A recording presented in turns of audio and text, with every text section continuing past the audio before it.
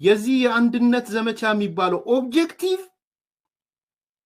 የመጠፋፋት ኦብጀክቲቭ ነው ብያቸዋለሁ።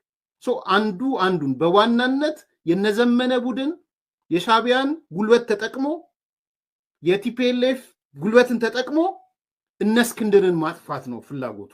ቢኮስ ቅድም ያልኳችሁ አሁን መተው ቀኝሽ ብረሳሽ ትርሳሽ ምናምን ማለት የጀመሩት እንደዛ አልነበረም ሲሉ የነበረው ቁራጭ መሬት ነው ሲሉ የከረሙት እነ ዘመነ እነ አስረስ። የነዛ ግን መተው ምን ብለው ነበረ? እነ እስክንድር ከቲፒኤልኤፍ ጋር ግንኙነት መፍጠር ከጠላት ጋር ግንኙነት ከመፍጠር ለይተን አናየውም ብሎ ነበር። ደነገጡ በዛ እነ ዘመነ። ስለዚህ ደነገጡና እኛ እኮ ቀኝ ብረሳሽን ትርሻ የምንል ሰዎች የነበርነን፣ ይሄማ ባዴናዊነት ነው፣ እኛ ባዴናዊነትን እኮ ነው የምንታገለው ብሎ መጡ። ባዴናዊ